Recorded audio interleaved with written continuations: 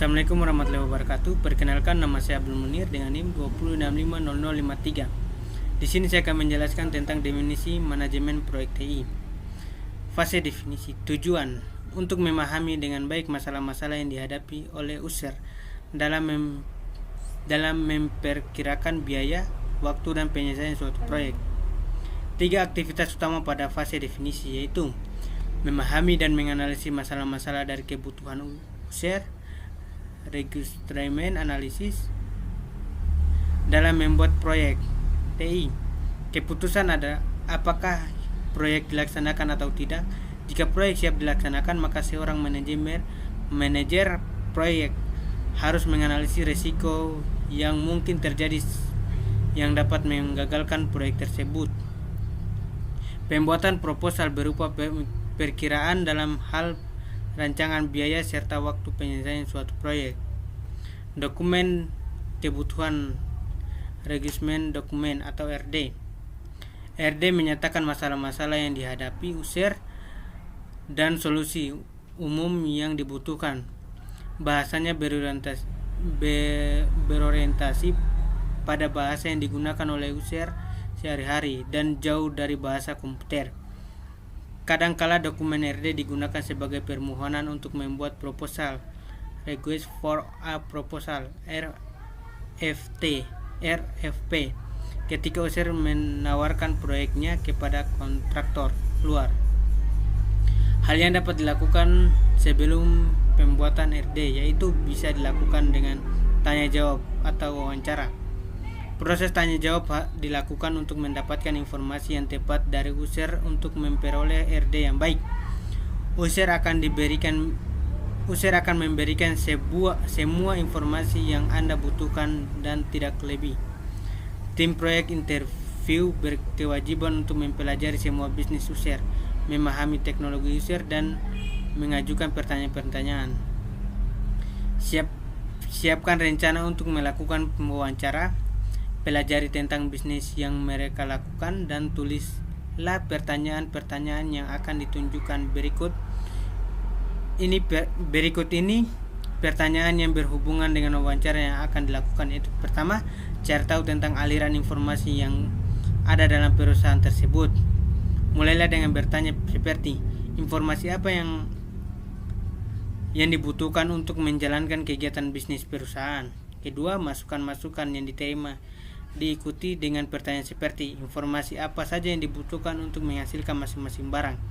Intinya adalah ingat tentang 5W, what, where, when, dan we. Hal-hal yang terdapat dalam rancangan dokumen.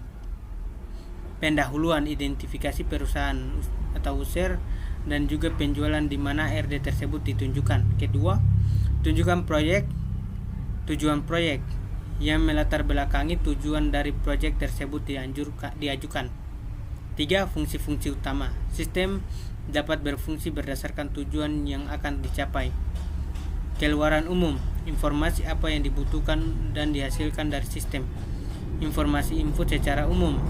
Input data apa yang diperlukan untuk menghasilkan output. Keenam, kinerja, performance. Kinerja dapat berupa transaksi, banyaknya data, serta laporan dan lain-lain berdasarkan waktu dan proses yang maksimal.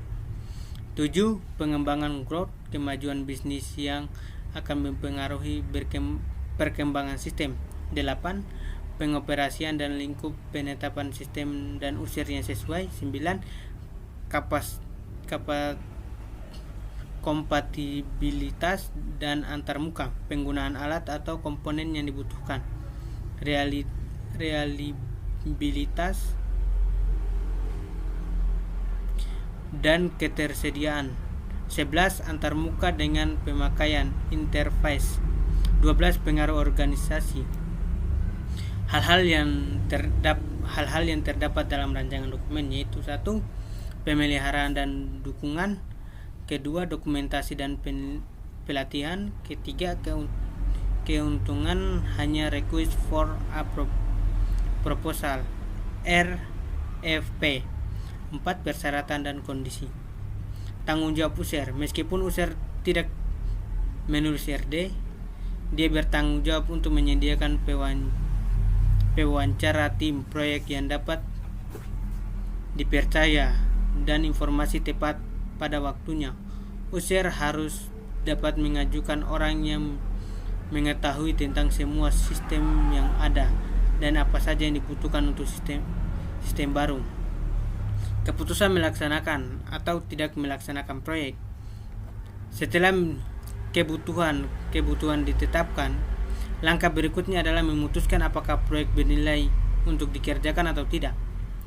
Untuk membantu sebuah keputusan itu, suatu studi kelayakan dilakukan untuk menjawab pertanyaan, dapatkah sistem ini dibangun secara teknik?